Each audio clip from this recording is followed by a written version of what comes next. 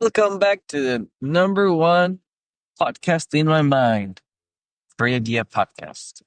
I just woke up from a very sleepy bed, 4 hours of sleep. I'm going into the Austin traffic to go work my job. Work my job. If that ain't American, then I don't know what it is. I'm still sick. I'm still working sick. Yesterday, I recorded a podcast, actually, this one, and it did not save. I talked for about an hour. Oh, oh, I talked for about an hour. And yeah, it just wasn't, it only recorded the first 11 minutes, and I don't know why or what happened, but it happened. And I thought it was going pretty well. So now I'm going to have to say it again. But unfortunately, all those jokes, I'm too tired to say them again. So I'll just get straight to the cheese. I said I had two ideas that I wanted to share. Actually, it was one, and then it turned into two. And then I talked about my transition from being a teacher to killing bugs. Oh, so, oh boy, my nose is all clogged up because I'm still sick. Oh, give me a minute. I mean, uh, clear some stuff up here. Anyways, my first idea was a drone that would carry cars. Instead of flying cars, would have drones that are big and they would just some suction cups or hooks. They would lift cars from point A to point B. But because the batteries suck, these drones would just drop you off at another drone station, where another drone would take you to the next drone station, and so on, like a train station or like a bus station, basically, that's how they work.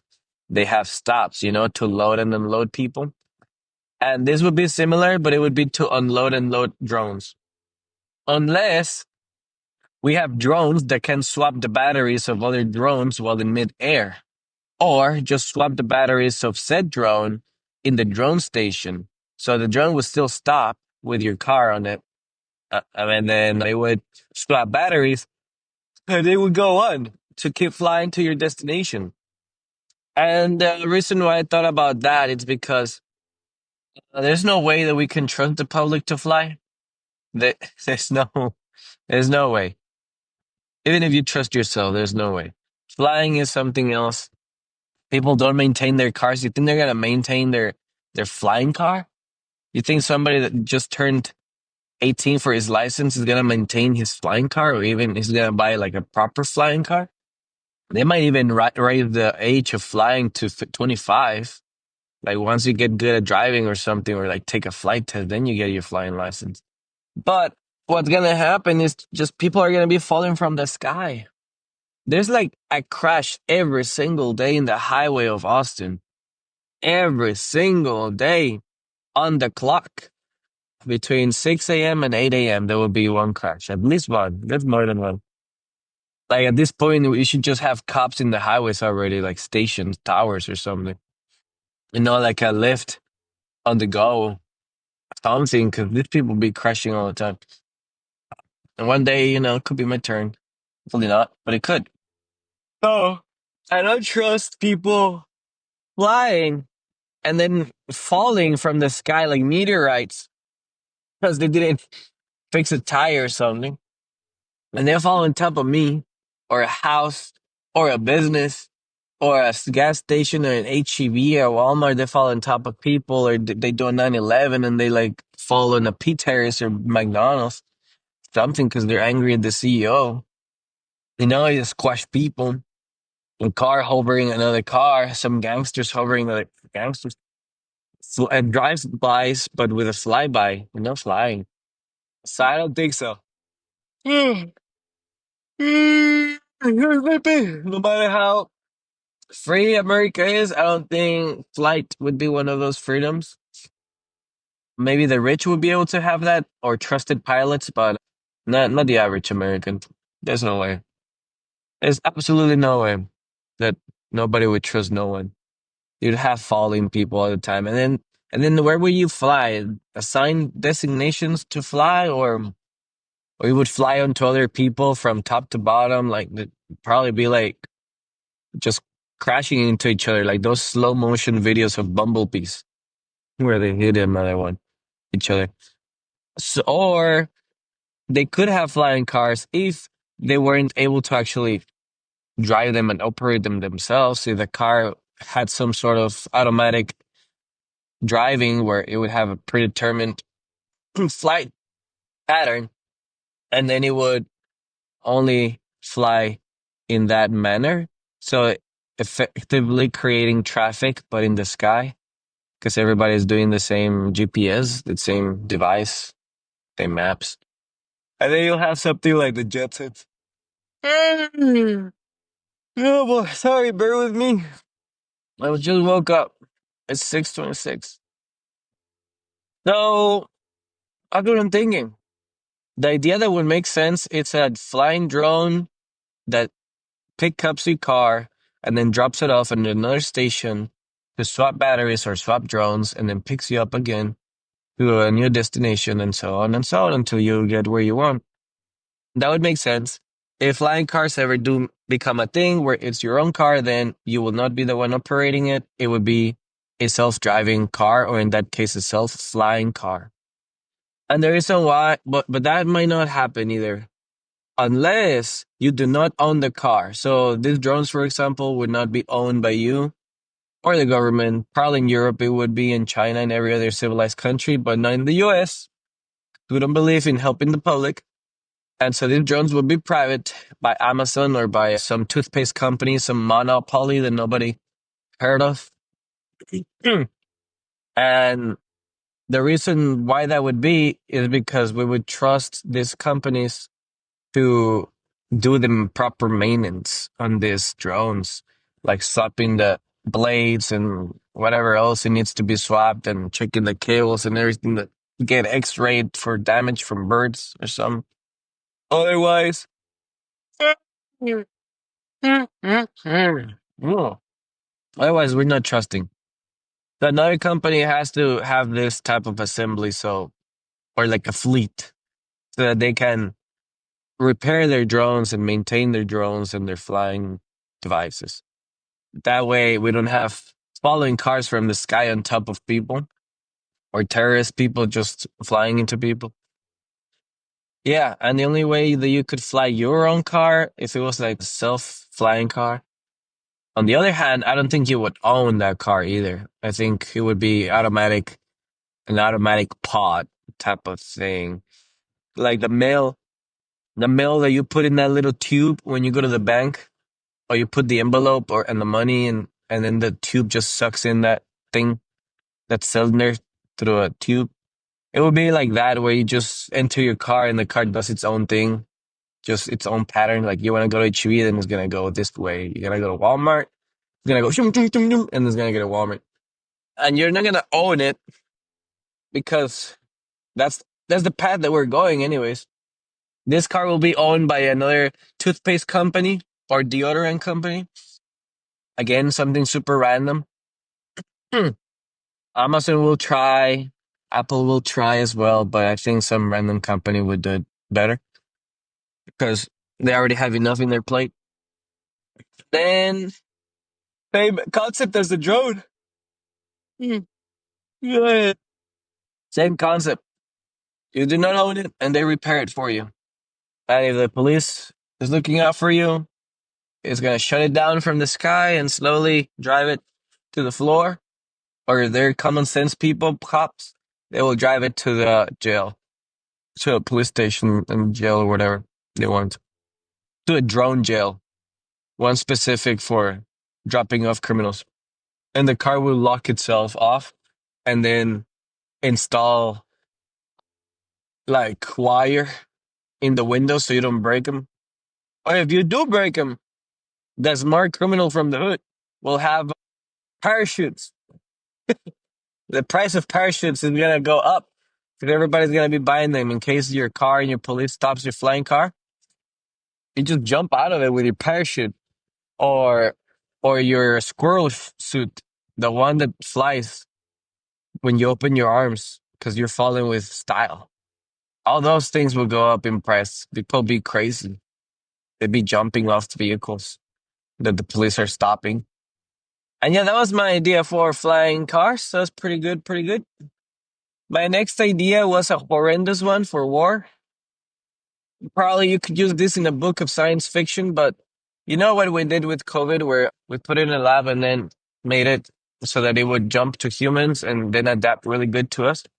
Imagine that with other diseases, but this time it's the most horrendous disease you can think of, like polio. Imagine a COVID style polio that jumps to humans and it's impossible to avoid it. And it just starts paralyzing people because some sadistic person prefers to paralyze people and handicap them than kill them. Like, I don't know why. A world of people in wheelchairs or iron lungs. People will have to be walking around in exoskeletons, be moved with their Neuralink device in their brain, type like some Warhammer type of exoskeleton, because everybody in this world just got polio and it's impossible to cure it. It infected everybody. Hmm. Yeah, imagine that. That's a horrendous idea, but I don't think it's out of the realm of possibility. Some crazy scientist out there is looking out for a heart attack disease that could be transferable by coughing. And just think of all the science movies that this idea could provide. Heart attacks on the go. They can be pitiful too. You can make COVID into a diabetes where everybody just gets diabetes. America already kind of does that with their incredibly delicious and unhealthy food that we just keep coming back because it's incredible. Sorry, Europe, but you ain't got nothing on our unhealthy food. It's the best. It's the best. I know you want our Reese's cups, but you cannot have our Reese's cups, nor our Reese's Puffs cereal because we don't have enough with chocolate bars for breakfast. We need cereal. We need Reese's cereal, chocolate candy cereal, sugar bombs. So yeah, that's that's what I've been thinking about lately. Polio, COVID. Hmm. Just do any disease and give it the skills of COVID and see what your creativity comes up. Horrendous idea. Good for science books and science fiction books, movies. If some crazy sadistic person out there in a laboratory, I mean, they're going to make it happen. They probably are already or have already done it. And the government was like, oops, good thing it was just COVID. Good thing you didn't break the other glass while you were in the lab. Oh, now talk about my transition being a teacher. That, well, actually, from a teacher to pest control again. That I can tell you, it's been beautiful, wonderful, incredible. I'm loving it. I do miss some of the fun students, and I do not miss the other ones that give me headaches. Oh, thank goodness, there's someone else's problem now, and eventually they will be our problem because of society. But it is what it is. That's how they are, and that's what parents bring to the world. Some parents that are not parenting. So to those kids, good luck. Try to become better than the opportunities you were given because you're gonna need it. The cards are against you. So my transition, I can say it was smooth, but also rough. It was like a lot of jobs in between. I did one pest control company, then I was gonna go to a customer service work from home company, and then I went back to pest control, but a different company. When the opportunity came, by pure coincidence and luck, I was called and was told that there was this other job position that was higher than mine currently and paid more. And this person convinced me to not go for the work from home cozy job that would be paying 16 an hour to instead going back to pest control, but business, doing business pest control rather than houses pays more. And it's also more fun. I don't have to worry about dogs or people with guns in their backyards. Or attitudes. For those that work in customer service, like Walmart and fast food restaurants, one thing is for the public to come to your workplace, but another thing is for you to go to the public's home. That's different. Most of the time, people are nice because you're in their house, so they have like a different. They show you a different side of them. But when they're not nice, they're not nice. You don't want to be there. And that's just a little snippet for my service people out there. If you are hating on your restaurant job or something, Walmart job because of the public, just think, thank goodness I'm not going to their homes. Thank goodness they at the end of the day they leave. I'm not saying that my experience was horrible. I loved it. Most people I can tell you, like about 99% of the people I would go to their homes, it would be nice. But there was always that 1% that was like, oh, I hope this person is not like that. I hope, blah, blah, blah. Or you see them in the schedule and you're like, oh, dang it. And they also see you in their schedule. And they're like, oh, I don't want this technician to come to my house. And they call and they tell the people on the phone. And then they change you. They change technicians. You know what? It's probably good. I was just filling the air with that stuff. But I love my job right now. I want to say it's less stressful than being a teacher. 100 times less stressful. When I get home, the work is done. There's no extra emails to fill out or tests to prepare for the kids on some random websites that are super slow for no reason that the district is paying like $100 billion to Ukraine for. But instead, they just put like a fridge with a brain and that's their servers for their computer. That's just it's painful to use their programs. They're awfully slow. I use my supercomputer of a gaming PC, my super beast that can do ultra settings on Fortnite and Minecraft, and it just feels like I'm going back to the Internet Explorer days. For those that know Internet Explorer, you're my age. That's the old internet. It feels like I'm going back to the one that makes noises when you turn it on and you cannot have a phone call on the other room. The one that goes that type of internet. It's like they run on those servers. And so yeah, their software is one thing.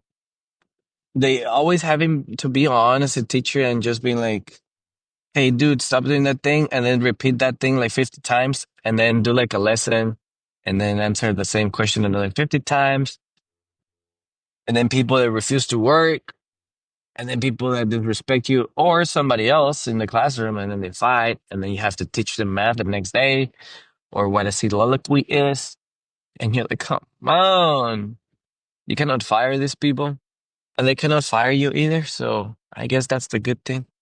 But when I meant the students fire you, teachers like principals and stuff, they can fire you, but students, oh, I mean, they could. They can make you quit. They hate you. They can make your life hell. So yeah, that I don't miss. I had a good time anyways, but and I managed the hard times pretty well, I'd say. But I just I could see it. I could see the experienced teachers that are there for 25 years. And I talked to them, and education hasn't gotten a single bit better since they started. It's just on a constant downward hill. And I am investor in stock market as a hobby. And I can tell you that if a stock is performing bad, like you see that line going down for the past 25 years, I'm not going to invest in that shit. That stuff is done. That's like the Ford stock. Unfortunately, Ford, that's like that's like the Ford stock. I think I bought it one time when it was $15, and that's probably as much as it's ever been. And then it just started dropping to 10 and then to 5. And I think now it's like to 9, but it's always been staying below two digits for a long, long time. Nobody invests in a stock that is going down. Imagine that's your education. Imagine you're learning from an institute whose stock is constantly going down. So I talked to those people with 25 years. They all have a pinpoint to blame. You know, some people blame the No Child Left Behind, which I don't know what that is. I guess if nobody loses, then nobody loses, and everybody just kind of gets dumber because you have to dumbify it for the slow ones, and then the fast people just cannot be faster. So I don't know what it was, but that's what most teachers blame. I blame culture itself and phones and tablets and brain rot, attention deficit. Uh, I blame other things, parents not parenting anymore, and consequences not consequencing anymore. It's just not in, no. And then sending kids home, it's always been a vacation. But what always made that horrible is that when you would get home, your parents would beat you up or be like a shame to your family. Except, you know, parents nowadays don't beat up their kids or make them feel shameful for being asses at school. And yeah, yeah, there's some kids that can be asses. Most kids, and you know, if you're a kid listening to this and you're like, well, not me, because like I'm really good and I do this and I obey my parents. Well, I'm not talking about you. If there's some people out there, if they are, and you know who I'm talking about, you know exactly who it is in your classroom that when that person is not in school that day, you're like, the room feels lighter and everybody feels a little bit more cheerful. Like you'll start seeing sides of your peers that you've never seen, like loving students, like more cheerful and more compassionate. And then when this person arrives, it's like everybody's a little more hostile for no reason. Just the room energy is negative. Yeah, this happens actually in every place, in workplaces, in families, reunions, in friend reunions. But in school, it's just more prevalent because you have more of a chance to have somebody like that according to the statistics of numbers, since you have a large amount of numbers per class and per school. Oh, yeah. Oh, you know it. Even if teachers know it, students know it, everybody feels it. Even if you don't know that's what it is, now you know, but you felt it before. Huh. So punishment is not a thing anymore. And then those kids, they get sent home and then parents don't shame them or punish them, or they punish them, they don't really follow through really well with it. I mean, can't blame them. There's no book for how to be a parent, but there's plenty of, I'm not going to say it because it's going to sound horrible, but there's plenty of other books that help you control creatures. Same psychology. Just make it more humane. All right. Make it humane, as in human, for humans, by humans. AI. So the education is just falling down. I feel bad for teachers. They just overworked, overstressed, overburdened with responsibilities. They don't deserve them. The salary is just meh. It's starting to increase, at least in Austin, makes it okay-ish salary. But by the amount of responsibilities and no time left to your life, you just end up with no life at all. So I don't know what to tell you. I don't know if that's worth the price. Probably not, but not for me. I did the math. I did not like the numbers. I looked at those people that have been doing it for many, many, many, many years, and it looks like torture for them to wait for the last four to retire. Torture. Maybe it's the school, but at the same time, not really. My school was pretty good. My school was like the best of the worst, meaning it was one of the roughest types of schools, populations that you would get, and it was the best at excelling those type of students. It was the best for that. It was the number one. That's what I mean. It was the best of the worst. Like probably the best school out there that is performing the worst would probably perform worse than my school. My school had incredible discipline and organization. And even then, so I didn't sign that contract. I saw it. I thought about it, but actually I had made my decision since Christmas. Last Christmas, you took in my heart, and I didn't sign a contract again. It is what it is. I saw it. I saw it. And now I am 10,000 times happier. Yes, I do have to wake up at 5, but so did I when I was a teacher. That didn't change. I have to still drive by 6, but still as a teacher because traffic was crazy. That didn't change. Now when I get home, that's it. But also while I'm working, I can goof off a little bit. Like if I'm driving to a customer, I'm driving in silence, not with 20 little voices fighting each other. Then when I'm doing the service, I'm doing it in silence. Or when I'm driving, I can be listening to an audiobook or some music or thinking and doing some phone calls for friends, family, or buying homes or taking out loans, mortgages. I've been doing a lot of clerical stuff just by being on the phone with my AirPods Pro and my ears. It's so cool just telling my AI assistant to call certain people, and I don't even have to look at the phone and be hands on it. It's super useful to just use that. I'm not gonna say the name because it's probably gonna turn on and stop my podcast right now. It's gonna if I say the name of that AI that everybody has on their Apple iPhone. So yeah, and then in school you actually work. I've always said that school, being a teacher is the only job where you cannot do your job because you are too busy doing your job.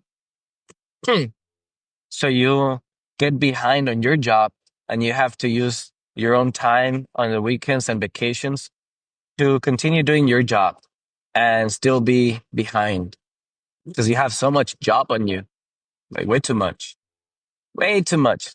I'd say we're giving too many responsibilities to teachers. And those teachers that heard that phrase, they understand what I mean. Like if a teacher ever comes to you to get hired, just hire them because they definitely have a high stress threshold. Every time I see somebody at work being stressed, I don't, I don't get it. I don't. One day I will get it when I get one of those jobs, but after being a teacher, I just cannot get it. There's no job in my mind that can be as stressful as being a teacher. And I mean like actual job, not like being a parent. That's a whole nother, that's a whole thing. That's a whole nother section and category. That's what I mean. A job that you get paid for doing. There's absolutely no way. Yeah, you can be stressful about doing things and emails and stuff, but you can put them in a to-do list. As a teacher, you don't even have time to do a to-do list. You have so many things popping up all the time. And if you do have a to-do list, you don't even have enough hours in the day. And if you do have enough hours, for some reason, you'll be interrupted during your planning time to do some meetings about stuff that you already did before. And then they'll just make up something new for you to do. It's kind of like the military where I've heard people, soldiers just are given random tasks to keep them busy, like sweep the rain and brush the rocks or paint the rocks. Something like, what is it? Wash the rocks, mop the floor with the toothbrush. Those type of things that I just like, why? There's more efficient ways to do it, and it's not even necessary to do it every single day. Do it once a week, once a month. But teaching does have a lot of that on top of the real tests that you have to do. They love data. They love data. And sometimes data is not even useful. It's just do the thing that works. Data will come to you. But no, they gotta collect everything. And sometimes this data gets ignored because you have so many more tasks coming your way. You don't even have the time to use this data. For example, if you make the kids take a test and then you review the answers. The purpose of this test and reviewing the answers was for you to see where they were weak at and then tell them and then do some assignments to improve that. But what ends up happening is you do the test, you get the test scores, you go through the trouble of grading everything and discussing how it would be reviewed. And when you finally get all the results, you don't even have time to tell the kids or to give them work designed to improve them because you already have to work them for the next test or something. It's just so silly. Too much. Teachers out there that are hearing this, you know what I'm talking about. There's no more stressful profession out there. Well, I mean, there is probably. There is. There's gotta be. There's gotta be something like lawyer or doctor or something where the lives of people are in your hands, or lawyer where yeah, somebody's in your hands to go to prison for years, and you have a bunch of documents and random names assigned to them and random laws that could be always used for you and against you, like playing chess with board that is missing pieces, and they keep adding pieces to it too, and they keep restricting the movements of your pieces, telling you cannot move this way anymore like it used to. So I bet there are professions out there, but I think it's more like just 10% out of a lot of office professions. I don't know what's stressful about them, but everybody has their own threshold of stress. What is the most stressful thing of your life is the most stressful thing of your life. I like that phrase that the Joe Rogan says. I think he says it with the most, I forgot. He uses something else, but I might use it for this one. So whatever it has been the most stressful thing for you, it is the most stressful thing for you. And it's not the same for somebody else. It's like, yeah, if somebody went to war and came back here, I'm pretty sure they wouldn't be stressed about a lot of things that most people are, but I also think they would be stressed about other things. Somebody can handle a lot of pain while another one cannot because they haven't gone through it. Nothing wrong with that, but it's just saying there's a limit for everybody. It's something, it's a threshold that everybody can handle, and it's the most they've ever handled until it gets pushed. And then you realize that you can handle a lot more. And how 10 years ago, you cannot believe how stressed you got for the simplest things. We're all improving. But it is what I've been thinking. That's the transition I made. I'm happier now. I've literally been logging my emotions on the phone. It has an application that recorded them. It asks you daily to record them. Like, how do you feel today? And then you go from this slider from sad to happy, and it has different ranks for it, how sad and how happy you are, and then you explain why. Often I ignore it. I do it once in a while. It's always popping in my phone. But when I was a teacher, I noticed that it said 50%. I was at 50% happy, 50% sad. Like half the time I would put that. And now I think it's 50, 56. Oh, I'm sleepy. Oh, it wasn't 50. I was more like 48 before. But now it's like 56, 59. Happy. So 59% of the times I have logged in a happy emotion of how I felt during the day. That's what it means.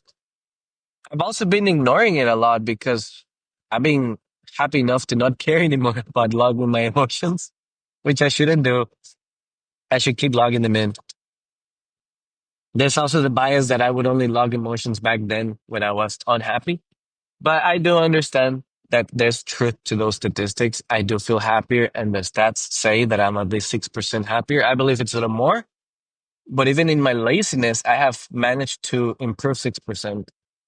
And most of it is related to work. It also tells me it's either family, work, or, and by family, I mean relationships, as in friends, family, and just, yeah, just people. Family, work, and I believe it's goals or money. No, just goals, something like fulfillment. That's like the least. Fulfillment is the least. It's how work is at the top. So work influences my mood a lot. That's what I've noticed. Every time I logged an emotion that was negative or happy, it was due to work. Barely ever was for family. That's more like arguments with my wife and stuff. The usual things that people go through, but that barely it happens, but way less than work. It makes sense because we spend more time at work than we will ever spend with our family. It sucks. But yeah, choose wisely where you work. And it's not just about the money. Money is incredible and it helps because it lets you do the things that you want to do with your family for fun. But also, it sucks if you have to use that money that you went through so much more pain that you had to go through. You barely want to spend it. You just want to hoggle it up. So that's probably what I mean by that. So yeah, I'm happier now. Statistically, with actual facts and evidence, I am happier. Not just saying it out of my ass. I actually am, and I feel it. I feel it a lot. And to my teachers out there, you're incredible. You're the best. When I was a student, I didn't appreciate teachers, but now that I became one in America, by the way, because when I was in China and Germany, being a teacher was easy. It was so easy that I'm like, oh yeah, I'll do it in America. My American teachers, you're going through a lot. You shouldn't go through that. And I always encourage you to find a better job where you are respected and cared for and valued. And not valued as personally, but by society. Let's be honest, society doesn't value teachers. American society. Other ones out there, like Chinese, Chinese are like doctors over there. I mean, Chinese teachers in China are like treated like doctors. You're, you're gospel out there. Every parent supports your decision. If there's anything that the child does is their fault of that child. Oh, that parent goes off on them. But in America, if a child is using their phone in your class and you tell the parent, they're like, well, your class is boring. What are you going to do about it? How can you expect my child not to use their phone in your class? Damn. Like, wow, how much empowerment do you need as a parent? It's like, yeah, there's no way to fix this child. Sorry. Not with a parent like that. And there's parents that are not like that, and you can tell. You really can tell by the child, just by seeing how they behave. Mhm. The children, they do take a lot from their parents. There are the rare cases when a child is not like their parents or the result of the parents where it's just personality wise and is not clashing with their environment a lot. And the child just needs a different environment. But that's like 5% of the students. Most of the time is parents. So if your child is incredible, give yourself props because you're incredible. If your child is tough and rough, look into it. It's probably not you, but also it's probably you. And it's not you, but it's the methods you're using for discipline. But I don't know that. I don't know that. I'm not a teacher. I'm not a parent, right? But I do know something about it. I'm just here arriving at my new job. I got here a business I gotta take care of. It's got a park here. It's nice. I like this business. This one is gonna be cheesy peasy. And while I'm here, I'm gonna hopefully this keeps recording. I'm gonna go up, unlock my phone. Please keep recording. All right, I gotta go log in, turn off my car. It's still recording. Log in because I arrived. And boom, now just wait for the customers to arrive to their work. And I'm set. Now I can keep speaking for a little bit more. So yeah, teachers, my respects go to you. My wife is a teacher. And I feel bad looking at her go through all the stuff that she's going through. She's not the only one. I was going through that at one point. Let's see here. Oh, never mind. I'm too stretch. I don't know what value you're getting from listening to me stretch, but thank you if you did. As the little piece of wisdom that I leave you for today, my two or three ideas. Let's review. Drone that carries your car and drops you off like a train station type, stop by stop, where they replace parts and you will never own it. A COVID virus like symptoms or transferable to humans, as effective as it is transferring, but with polio or some sadistic disease you can think of that should be a war crime and a humanity crime. And then just talking about transition. Right now, at this very moment, I am much happier. I like I like teaching, but I don't like being a teacher in America. And that's it.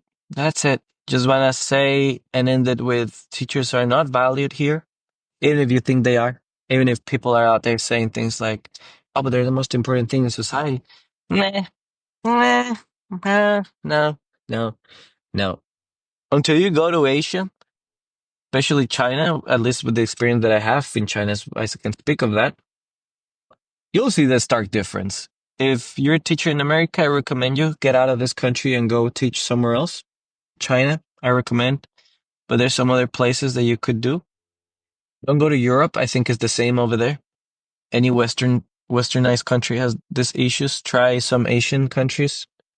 Maybe I guess Japan could be one of those, but I don't know. Philippines probably too. Korea. But yeah, my experience is in China. Teachers I respected as highly as if they were doctors. Number one career faced by most Chinese. At least when I was there. That's what I heard. According to statistics, most people want to be teachers over there.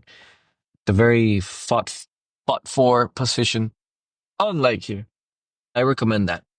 If you're not married to your job, try that. It's gonna put you, but yeah, it had some pros and cons because you'll be out of your comfort zone and in another country and starting from zero. But if you have a degree in teaching, they'll take you. If you don't, they'll take you. But if you do have some experience, that'll be even better. They'll love you even more. It's gonna be much easier for you to transition. And there's really not much new that you can learn. And there's almost no new responsibilities. It's the same, but there's more support from parents and kids are way more disciplined and all that good stuff. And yeah, well, to my kids out there who are going through school, the students, feel bad for you. I never liked school when I was schooling because of students that were rowdy, like my peers, basically when I was a student. I never liked it. I learned too fast for that type of environment. That type of environment is slow. Those people, they will distract the teacher for like 30 minutes. And then finally, the last 20 to 10 minutes, you'll be doing the assignment and actually learning. And there's so much drama. I wish I could have just learned in a more fast-paced environment. But yeah, if you're a student going through that, feel sorry for you, but it's gonna be over eventually. It will pass and you'll be an adult and you'll enjoy your adult life more. Don't give up. Learn as much as you can on your own, through the internet, through books, and to anything you can find. Hands-on experience. And just, buy time. Enjoy it while you're there, not having responsibilities and being able to focus your mind on random stuff. Try to focus on something that you think might be useful and fail as much as you can. Because the faster you try something new, the faster you realize it's not for you, or you realize what you actually enjoy doing. For me, I always knew what I wanted to do, but it changed a lot through the years. Every single time I tried it, every single time I was like, I know what I want to do and I'm gonna do it. And then I did it. And it's never been like I had it in my mind that it would be. And I would change paths. I've done that a lot. And so thankfully, I'm still young enough to keep making those mistakes. And so are you.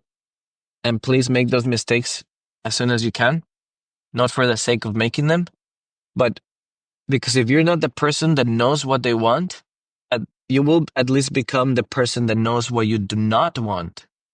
Then when I was a teacher here, I realized I do not want to be in that environment ever again. Even if I need the money, it's going to be a hard call.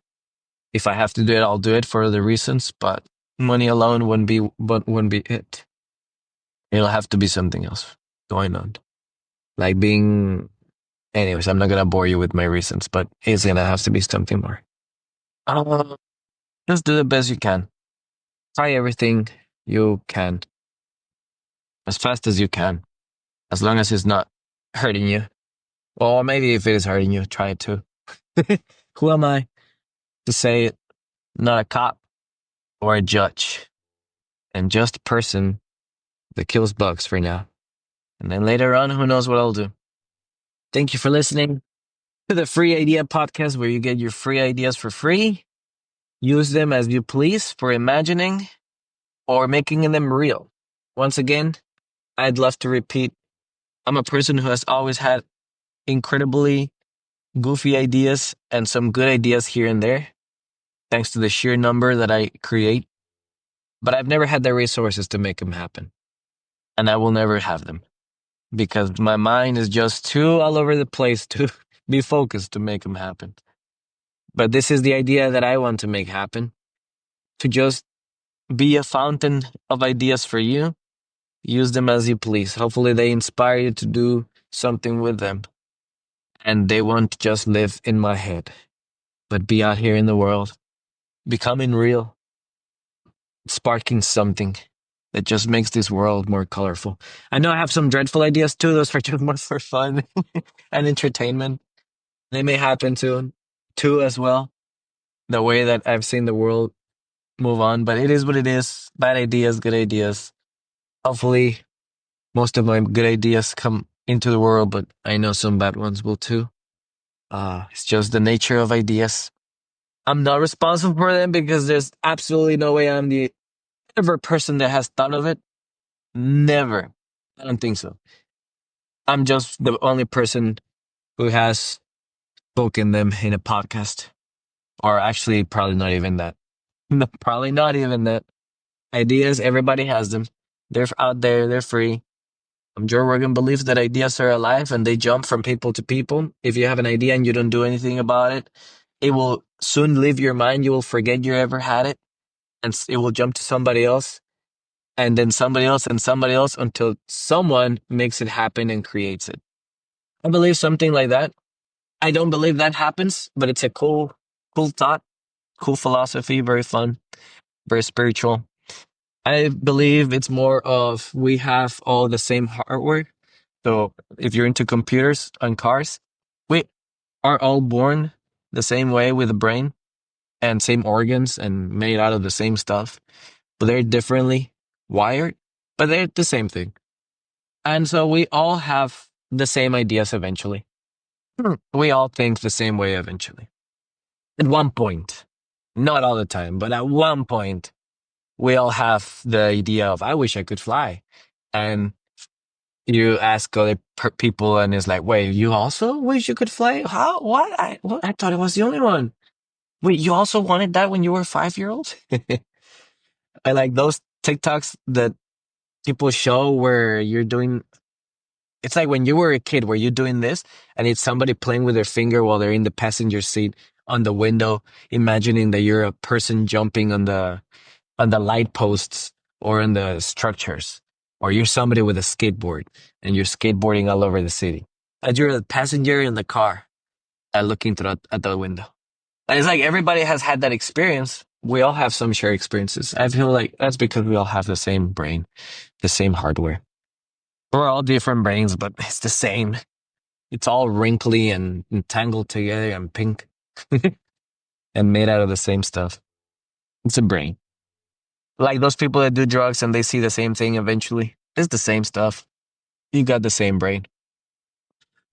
Yeah, that's it. Thank you for listening. I'm gonna go ahead and probably get out of this car soon and start spraying for bugs. I don't know if I should wait for people so they can see me do the work or not wait for them and just start it. But I think I'm just gonna go ahead and start it. But I do enjoy talking to you a lot. Talking to you is like talking to myself as a diary. And I love these times where I can drive long times just speaking to myself because often I'm just drowning my ears with noise, music and podcasts and videos and stressful stuff. But here, it's my time to decompress. The Free Idea podcast, I wish one day I could get paid for it. So I could stay home warm and cozy just thinking of random stuff. But you know what? In the meantime, I think it's not a good idea because my brain may rot. But if I do have enough money, I should be going out, getting fresher perspectives and stuff. And my ideas will evolve as I keep doing this podcast. I have not advertised it yet, other than my family and friends.